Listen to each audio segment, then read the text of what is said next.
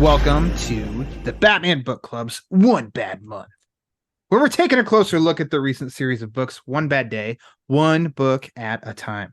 Now, this episode, we're diving into One Bad Day, Catwoman. The story is titled No Small Scores.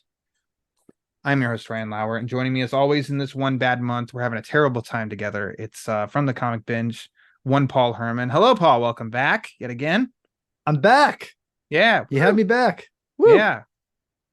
My goodness. When this is all said and done, watch we don't talk to each other for like a year. Oh, stop it. You shut the hell up. You shut the hell up. You don't even joke about that. Nonsense at all. Yes. Yeah, as I said, I mean, this is the 6th book of 8 that we're getting into now. Yeah, we're kind of flying through these, in which this is a little behind the scenes info here. Paul and I did not sit down and every 3 days record about each one of these books. No. But this has been a longer work in progress for us because we are two adults on very different areas of the country. Yep. And yeah, so I mean that's how it's going. But these are going to be released pretty close together because it's got to be one bad month. So we got to get them all out in one month, Paul. But yeah, this is so bad. Yeah, it's so bad.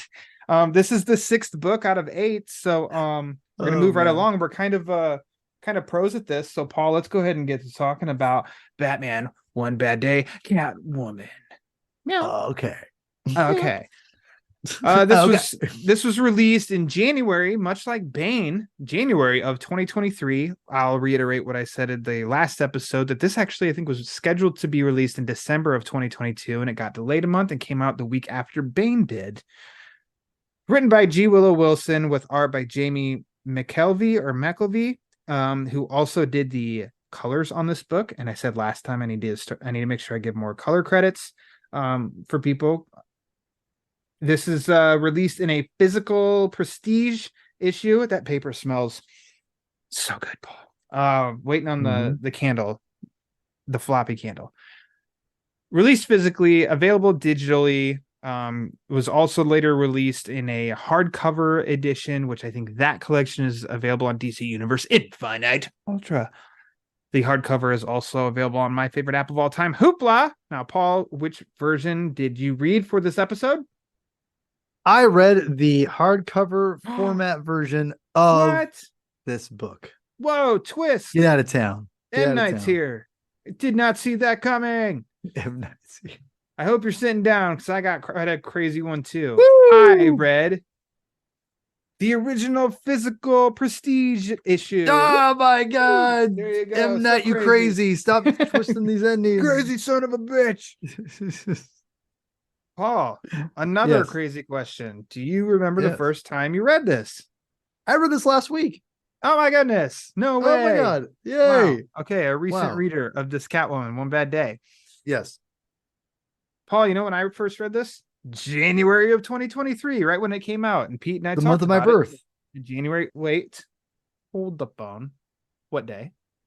January 8th. January 8th. Okay. You're January 2, right? No. November. Oh, my bad. This month. That's why it's a bad month, Paul. It's my birthday. Oh, that's even better. Oh my God. Legends are born in November. Ryan Haas also in November. Have you heard of the troublemaker out of Long Island, Eric Holzman? Oh, Holzman. Also born in November. And I also share my birthday with one Jamie Lee Curtis. No big deal. Good Anyways, yeah, it is good company. I read this in January. So Paul, let's dive into the Catwoman. I love it because you're the guest. So I always get to give it to the guest first. Paul, man. Why don't you open up with this story? What are your thoughts? How do you feel? Paul's stressed. All right. I didn't really like it. Your first flop of the One Bad Day books? How about this? Flop's a strong word. I didn't dislike it. Maybe how about this? I didn't hate it. I just there's really cool stuff in here that I think. How about this? I was really disappointed with this one because G. Willow Wilson's a good writer. I know she is. Mm-hmm. And I thought there was some great stuff in here that she really put, and I thought like there's good stuff in here that she was working with. Just we'll get into the details, Yeah. but it didn't really stick the landing that I wanted it to. And I feel like she kind of left some things on the she left not some things on the table, but she just it just didn't register that I to me the way I think she was going for. And it just kind of fell flat a little bit to me. As a That character. was okay. I'm jumping in. That's kind of Please. where I was going with this too. Is Okay. that the book felt kind of just like flat and not boring, just kind of like kind of It moseyed along a exists. little bit. But it's so crazy because it's like in reading it, I really okay. So what you just said of like there's some really good parts in this. Yeah, there is. The MacGuffin, if you will, Yeah. in this is Love it. the like what's the jewelry The that she's birch. trying to get? It's a World Is it War II breach? birch. Breach. Is it birch? I'm terrible with words. You know this. Let's keep questioning. Paul, what is it? It's a family heirloom that like it's a little like thing you put on your clothes, and it's World War II. It's supposed to be like this vintage thing. Brooch. There we go. We were both Is it wrong. brooch? Okay. Samsonite. I was way Samson, I was off. way off. Yeah, perfect. Mom's old brooch. Okay. You feel like it popped up all over in the story. And then as you try to flip through it while we're recording, it's like it's nowhere to be found. That's how it I always hear you. happens. That Anyways, happens. carry on. Sorry. So throughout the story, you're led to believe that it's fake, and then it's Mhm. not a fake, and it's a fake again. And but to me, this is where the brilliance of the story could have gone was that, and Willow did, I think, an okay job of getting a point across, but Catwoman is just dead set on this thing being valuable because it's what her mom sacrificed for them. Yeah. And when she didn't get enough for it, she didn't care. And I like the idea that Selena was like obsessed with that. There's a really good there's to me, in my opinion, there she should have went harder with that, because as we get into more in the story, this whole thing is like predicated on like, oh, like my family, it's meant a lot to my family, and like my mom thought it was, it's basically her connection to her family is Yeah. what Willow is getting at, right? Like that's what's valuable to her. And there wasn't much to, but the problem is, and that I think that Willow didn't do a great job of, and I say that very lightly, but there should have been more emphasis of that, Mm. because Catwoman is seeking value from her past and her family, and in this brooch, if you will, Brooch. and whatever the hell it's called. I can't Paul's pronounce things. disclaimer. Paul is bad with words. I cannot Self-admittedly. pronounce it. Yeah, Hey, I am. self-admittedly. Self-admittedly, I'm not throwing I will. stones. Hey, sir, you don't throw any stones. You throw a stone at me with pronouncing things that you're going to hit like the Grand Canyon, basically. Yeah. Okay. But with this whole, I would say family heirloom, that's better. The heirloom, represents this family, and that she doesn't have very many good, memories with. She doesn't have a good relationship with her sister, and yet, like, she's dead set on getting this back and tries so hard to get it back and whatever. And it's just kind of, I mean, like, there's no, like, what how much you want me to get into this? Because I have a lot to say, obviously, about this, but like, Well, I'm gonna jump in on yeah, some points. please, So please. that could, to me, that was the strength, but not Absolutely. stretched out enough to have that keep going. Exactly. Because it's like I thought that was a good point of like as we were introduced early on, it gave the story somewhere to go. It made you understand why it was important to her, and I loved the elements that G. Willow Wilson zoned in on and kept talking about, basically of items, because and that taps into the Catwoman character. The Selena character is aspects of that, and what it in this one, what it symbolized, and the emphasis on you will never get for something what you feel like it means to you. You're not going to get like the amount if you go that route with things. And so like things that you should have keep are things that are like very important to you for reasons and stuff. It's like, oh, I really liked that.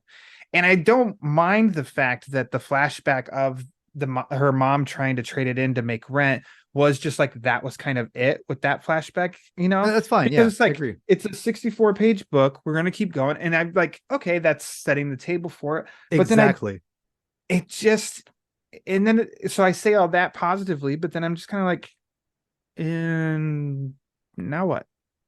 Mm-hmm. It's okay, it's gonna be auctioned off.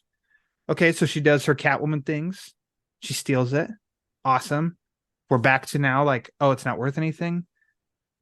Then we zone in on, for some reason, just this small little interaction with the woman there at the auction house. Now Catwoman's like, I gotta get her. And then all of a sudden Batman's like, yeah, I've been onto her. Even though I just don't know that had much merit to it yet, The woman just had a quick conversation. It's not like she dropped hints of like, oh, I'm the big fish in the pond that if you hook Okay. me, you're gonna have boom, you got a good one. Sort of, so it just kind of felt like and felt kind of slow, which is so weird because I was trying to think about that too on this reading of like, but I feel like the characterization of Selena Catwoman is good. Okay, what gets the story going is good. Mm-hmm. So what's not connecting for me that's making me really, I think it's just a very fine story. Just fine. Mm-hmm. What the Forger? That's what I was trying to find out. So you alluded to the fact that Selena Kyle has this conversation with the Forger that we find out later that has this conversation with. I will push back a little bit because I do think I like the idea that Selena caught on to her because she's kind of a like-minded person, Yeah. right? Like that to me seemed fine. That was fine for me. I thought I liked that actually because it made sense that she was kind of like, wait a minute, she said all these different things because that's what Selena would do in her situation, kind of a thing, right? And Mm-hmm. so that rang true to me, but you brought up a great point that it's set up so well in that very beginning. You think there's going to be a lot more of an emotional impact, Yeah. and there's hints of it, but it never goes anywhere. And Selena's just like, oh man, like I'm like this really good cat burglar and I get to hang out and make out with Batman all the time and do other things, wink, wink. But then like in the end, like I have a sister that I don't really talk. I call her and she answers the phone when she's, I mean, it's just it's weird because there's really deep stuff here. Like when the Forger, like the point where she's like, has the Forger trapped, and she's like, tell me if why does it matter if it's worth any less if you want it so badly? Yeah. Like is it like That's a good point. she says like, if it was worthless, why does it matter to you? Like, because you want it, obviously. It means a lot to you. What difference does it make? I mean, I'm paraphrasing. And I thought that was a really cool moment. I thought, oh man, this is where we're gonna start deconstructing Selena. Like we're gonna start seeing Selena kind of understand like this background that she has. Like again, you brought up the point in the previous episodes, like with Bane, or you don't want to Disneyfy it in a sense of where let's give the bad guy even more of a reason to be a bad guy and feel sorry for her. Like I don't want to go that route, but she's already in that realm a little bit. Like we all like Catwoman mostly. We understand she's complicated, and I think Yeah. that's interesting about her. I think this was a great moment for us to understand like why is she so obsessed with this brooch family heirloom, and I understand that whole moment, but really, Catwoman could steal anything. Like she's Mhm. Catwoman, so why does she care so much? Like she should really reflect on that more. Like oh you're right. Like why am I valuing this stupid heirloom when like I should be thinking about like, what does that mean for me? Like what am I holding on to in my past? What am I not holding on to my past that is making me try to find this thing and means so much to me because my mom thought had value in it. And what does that mean for my relationship with my mom? Like we don't know. We just have to assume that first couple pages of her mom being like, fine, give me the $200. And it's like super depressing. But like, what is that? Because obviously that has ramifications for both her and her sister, for how her mom was treated and how she was, always down on her luck and having to, throw away something that she thought was valuable for $200. Like, yeah, I understand it's a short comic book, but like, I'll be honest, like, I didn't need Batman in this. Like, I didn't need him. Like, I was much more interested in Selena as a character. Shut your mouth. I will mute Batman's you. not. I mean, I'm just saying, like, he shows up for exposition. But okay, first of all, no. I'm not saying, like, I'm with you in that sense of kind of like, right, if you removed him from the story, would it have impacted much? No, we would have known less about the Forger, because what happened there, and that's what I was like, okay, so Selena's going off on this thing of like, so she just talked you into stealing something and making you recognize, and eventually we'll see or hear her Forger and saying like, why should it matter to you any less, knowing its value? It was important to you. But based on as you're talking, I just skimmed their conversation, and it is just kind of like, we don't all of a sudden she knew that scheming blah blah blah. I didn't feel like oh shit, she got her, or sort of deal. It was like, okay, what am I missing? Like, who cares? Sort of deal. Enter Batman, who then says, hey, I've been going after her too. She does this and this and makes a lot of money. Like Mr. Exposition dump on why this is a bad person. We're gonna get her. And then he tries to get Selena to, hey, just wait. So that, and then, okay, let's kiss. And then I'll show up at the end and tell you, told you so. So yes, I'm with you on the sense of kind of like, his crucialness in that. But I guess like I don't know, these books are about the villains, quote unquote villains. So he shouldn't be the star in them. But I mean, I don't know. Back to like what you're saying, the critique of it, I just feel like it started going and then took steps back. Okay, we're going and let's go ahead and slow down. It's like it very much is speed. Let's keep it going. It's very much 3 steps forward, 2 steps back in this book, because there's parts where I'm like, I started getting into it. And then again, when Selena is focused on the Forger and like that whole thing, Batman makes it go backwards. I think the sister, something that her decision to add the sisters dynamic at the end really made me not like it. Which we'll get that in a little bit. But like, just that's the whole book right now. Is like, there's parts where I'm like, hell yeah, this is great. And then it's like, oh God, this is not good. And I'll get to Batman here in a minute. But yeah, there's just a lot of just kind of this lot. Again, you said it best. A lot of great setup that she put on the table that just wasn't eaten. They never served. It's like having a delicious pizza, and it's like, like, yeah, you might have some pizza, but here's some like just some mozzarella sticks and some marinara sauce. Pizza is there just for looks. And it's like, you can smell the pizza, but yeah, you're not going to eat it. Yeah, great. No, it's a great analogy to my own horn. Well, you did it. Yeah. I was going to say, you'll give me credit on that. Yeah, but like the thing is, because the smell is obviously like the great stuff she set up, and we see like of her family, and like the whole thing with I think the Forger is really cool. I think it's a great character.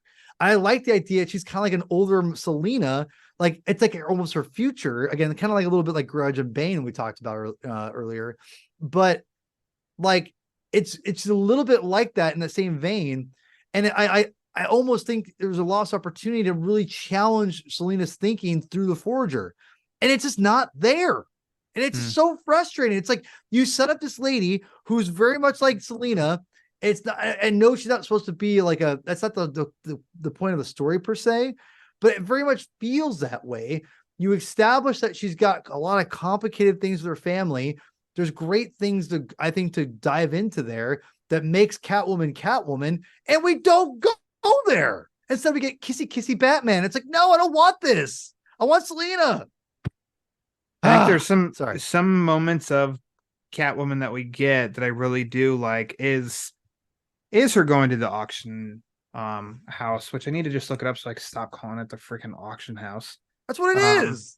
Treasures of mid-century France. Okay, yeah, auction house. Yeah, thank you. Yeah.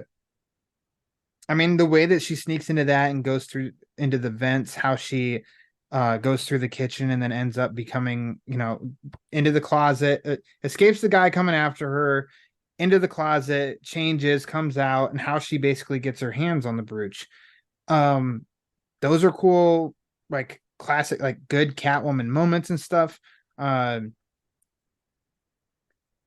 She's always going to be linked romantically with Batman. So that stuff doesn't even bother me really either, because it is just kind of like Catwoman is such a good and interesting character because she's always on the line leaning towards good, but then if she has to dip into the bad for herself, then she will, which keeps her interesting and going. So that's why with Batman showing up too, it's always good because he has a weakness for her too. Like it wasn't unexpected to see Batman show up in some capacity. Right. I understand because of the two and their relationship and all that stuff. Like, didn't bother me at all. But like, yeah, I just wanted more from the story, and not in the sense of like leave them wanting more. I'm like, no, I really feel like I didn't get enough. You brought up a great point that Catwoman is she's on that line of good, right? Mm-hmm. That's what obviously makes her one of the most interesting characters. You know, she and that Batman is very much doesn't know how to handle that because of that reason, right? And I think that is such a really cool thing. I think through her family, you could have really got deep into what causes someone to do that. Because it's not just a supervillain thing. It's a greater idea thematically of what causes someone to be on that line of like, kind of like Breaking Bad and all that stuff, right? It's kind of like what makes someone good and turns them bad and back again, like, and how sometimes people are kind of on the line. Yeah. And that whole idea. And to me, we saw the seeds of what caused her to do that. Like, because if this isn't, let's just say that year one's in continuity, how does Selina get from this to like being someone who runs prostitutes? Like where is that? Because obviously her mom is on down on her luck, and she's trying to always do the right thing for her family. And to me, that's a good natured person. Good motivator. For her character like, too. Yeah. Because it just can't just be like, I was born poor and I wanted more and I got into bad. Like that's I'm boring. greedy. That's not like that's interesting. That's not Selina either, because Selina has a good heart in a lot of cases. And I think that to me is what makes it so such an interesting character, is that she has a heart of gold somewhere, but it's been so like blackened by her past that what causes someone, or what brings someone to even get to that point in the first place? Because if you're having to masquerade as something else to be happy and to long for value things that you didn't have, but yet you also know it's right and wrong, and you kind of have a problem, it's like hard for you to kind of figure that balance out. Where is that tipping line to be, not to be bad or good, but what causes you to be on that line? Exactly. There's got to be a moment there. And I feel we were getting there, but we never got there. It's like I think Wilson had like right ideas, but never like wanted to follow through with it because that wasn't really her plan. And it's like, man, you kind of wrote a way lesser story, in my opinion, because of it. So yeah, that's where I feel like the whole, I love the heirloom idea, was definitely hinting at bigger stuff with there thematically and I think emotionally. That was just like, again, it's beautiful, smelly pizza. That's just, you're smelling it and you're given some breadsticks and go, here you go. So, I mean, I feel like I'm probably just like circling the drain and kind of saying the same thing. So I kind of want to go now to, before I touch on the art real quick, go to the sister aspect that you had more words to say or specifics to point out. Yeah, I'm just going to say that I did not like how she reconciled with her at the end. Like, let's get coffee. Like, I want there to be more, because like they have a relation, like there's got to be way more of a complicated relationship than like, let's just get coffee. It's like there was no setup to them having a rocky relationship. because she called her while she was working at a cash register where, yeah, customers Yeah. are starting to get snippy. Yeah, because you're at a cash register talking on the phone. Like, and then that was it. And then all of a sudden they're supposed to reconcile it at the end. And it was like, Yeah. for what? What What? was the problem? I don't understand what the problem What was. was the issue? But I also think that, you know, I I projected myself onto this story is that it felt like there was more between them Yeah. that was bad. And I feel like that's probably now that's something you'd have to ask Pete. Pete might have referenced this in the wrap up because he reads the Catwoman monthlies, and that might be directly related to the Oh, current comics. continuity. You Might be. don't say. You I said don't might be. I say. said might be, Paul. Check out our Bane episodes to understand that deep cut. Paul and I's first fight. It was a doozy. But It anyway, was it was knockout drag out fight. Let me yeah. tell you. No, but I do think that we were kind of I felt like there should have been way more of a complicated thing, which other than like, let's just get coffee. It's like, what? Like, that seems kind of weak. Like you haven't talked to her much. And it's just like her mom, and you call her, while she's like trying to do a cash register, and she's like, I don't have time right now, Selena. And instead of being like, I feel like her sister should have been colder to her. Like, yeah, we can do whatever. Like, if that's what you want to do, we can do it. Like, I feel like Selena needs to have more of a reason to be complicated, other than, instead of like, oh yeah, I'm figuring things out now. I just listen, from my own personal side of having brothers and family, and all that stuff. It is, and not with my own brothers, but like just with my brother's relationship with my family and everything. I'm going to tell you right now, that is not a response for a complicated relationship or complicated family. Just going to say it from experience. And I just did not appreciate how like, oh, let's get coffee. It's like, no, like, let's like, it should be way more of a serious conversation. And I just feel like it was very flippant. And I was like, not into this. Yeah. So yeah, not into that whole thing. Pretty meh. I'll go when it comes to the art with Jamie McKelvey, Jamie M. I dug it. I dug it too. I liked it's almost like the simple backgrounds, background colors of just kind of like one color, but like, different shades of it or something. I liked that mood. It made me think of, I don't know if you saw the DC animated movie last year, Catwoman Hunted. It was like it had like it was anime inspired. But the vibe of it was like 1960s, almost like spy-ish kind of vibe. I think this kind of had that, reflected that too.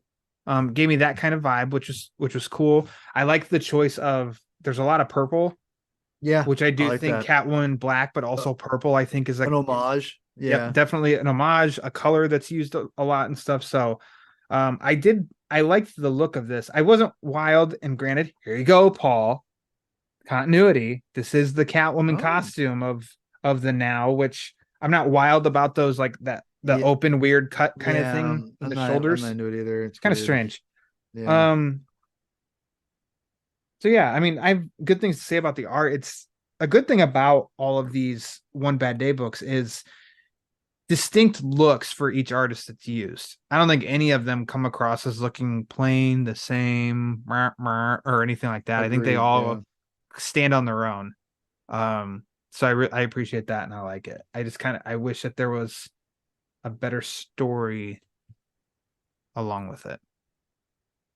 I do like the colors.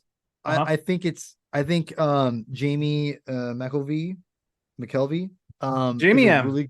Jamie M is a really strong storyteller. I think that I'm assuming it's a her. Is it maybe not her? I don't know. It's a he. Oh, he. I'm sorry. He. I think he does a great job of telling, like, I love the straightforwardness of the borders of the panels. and it's very I just that straight ahead kind of idea flows really well in a story like this where um Catwoman is this it's isolated on one character and you're not going back and forth a bunch. It's on one person. Instead of it being about multiple people, even Bane had a lot of characters in it.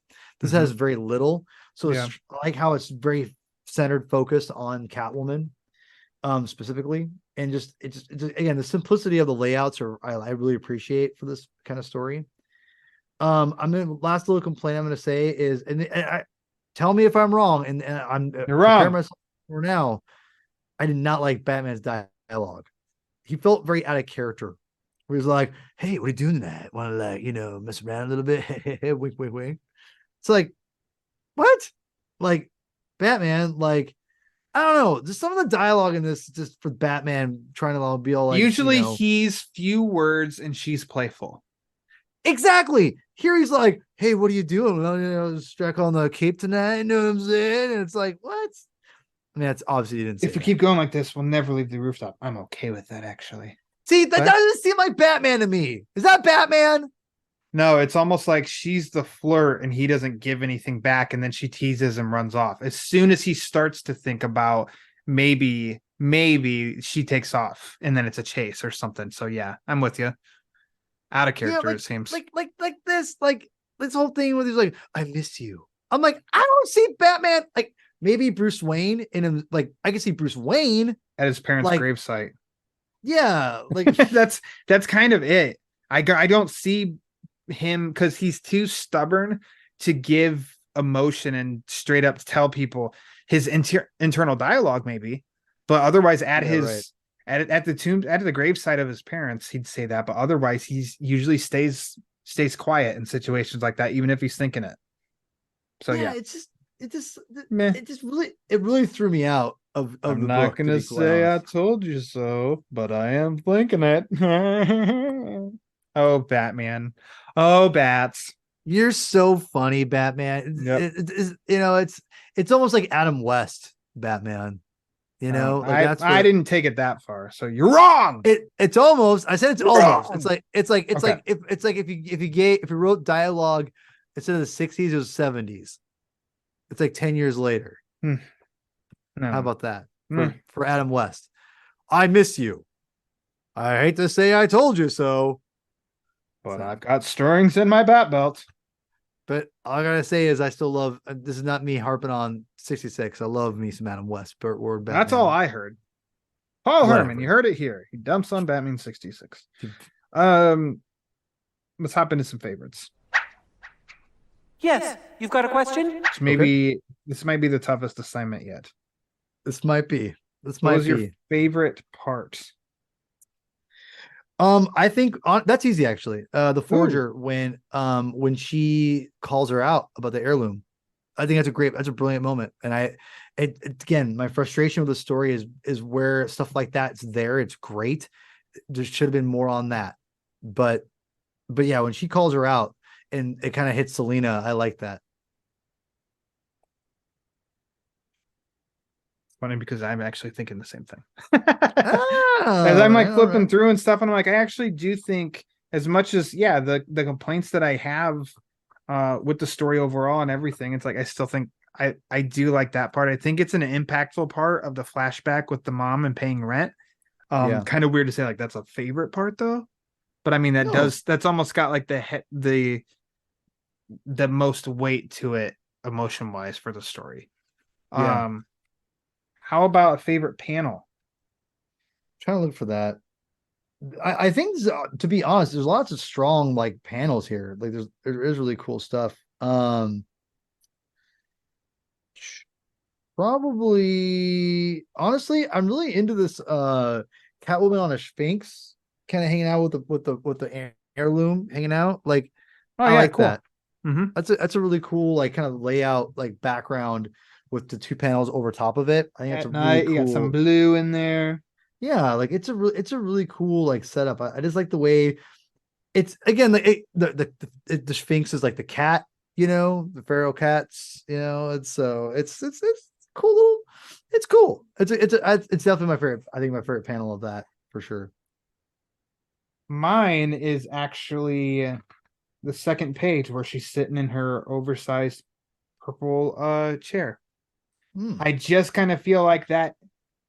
I don't know. That's Selena Kyle, as she's making her plans before she goes out and before we see Selena Kyle of a few pages later decked out at the auction house in the dress and everything, and looks very striking and showing some high leg and everything like that. It's like, I don't know, there's something cool about this. I'm like, oh, this is cool. Selena, that's, she's petting her kitty. She's plotting, she's got something going on. No, that's a good point. This is very good too. I like this. It's very simple, but I don't know, something about it. I think it's cool. Paul, would you like to see this adapted in animation? No. I'm with you on this one.